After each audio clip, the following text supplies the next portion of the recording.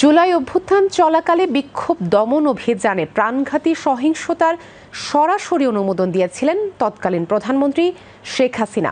এমন একটি ফোন কলের অডিও সত্যতা যাচাই করেছে বিবিসিআই।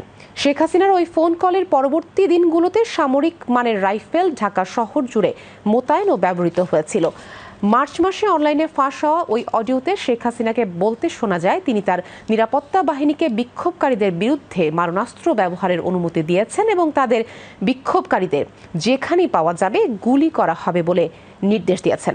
ওই অডিও রেকর্ডটিকে হাসিনার বিরুদ্ধে মানবতাবিরোধী অপরাধ সংক্রান্ত বিশেষ ট্রাইব্যুনালে বিচার কার্যে গুরুত্বপূর্ণ প্রমাণ হিসেবে ব্যবহার করার পরিকল্পনা করছেন প্রসিকিউটররা।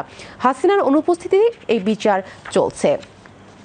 জাতিসংঘের তদন্তকারীদের মতে জুলাই আগস্ট গণঅভ্যুত্থানের সময় প্রায় ১,৪০০ মানুষ নিহত হয়েছে। একজন অজ্ঞাতনামা জ্যেষ্ঠ সরকারি কর্মকর্তার সঙ্গে হাসিনার কথোপকথনের ফাঁস হওয়া অডিওটি এখন পর্যন্ত সবচেয়ে গুরুত্বপূর্ণ প্রমাণ, যা নির্দেশ করে তিনি সরাসরি সরকার বিরোধী বিক্ষোভকারীদের উপর গুলি চালানোর অনুমতি দিয়েছিলেন। ফাঁস হওয়া অডিও সম্পর্কে জানেন এমন একটি সূত্র বিবিসিকে জানিয়েছে, ওই ফোন কলটি সংঘটিত হয় ১৮ জুলাই। তখন শেখ হাসিনা তার সরকারি বাসভবন গণভবনে অবস্থান করছিলেন। বিবিসির পর্যালোচনা করা রেকর্ডিংটি শেখ হাসিনার একাধিক ফোন কলের একটি। এটি রেকর্ড করেছিল যোগাযোগ পর্যবেক্ষণের দায়িত্বে থাকা বাংলাদেশের সরকারি সংস্থা national telecommunication monitoring centre NTMC। বিবিসির প্রতিবেদনে বলা হয়েছে, ফোন কলের অডিওটি চলতি বছরের মার্চের শুরুতে ফাঁস হয়। কে এটি ফাঁস করেছেন তা স্পষ্ট নয়।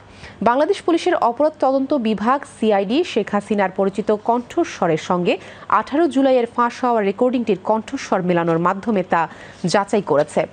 বিবিসি স্বতন্ত্রভাবে যাচাই করেছে, যেখানে তারা অডিও ফরেনসিক বিশেষজ্ঞ প্রতিষ্ঠান ইয়ারশট এর সঙ্গে রেকর্ডিংটি শেয়ার করে। প্রতিষ্ঠানটি ভয়েস রেকর্ডিংয়ে কোনো সম্পাদনা বা বিকৃতির প্রমাণ পায়নি।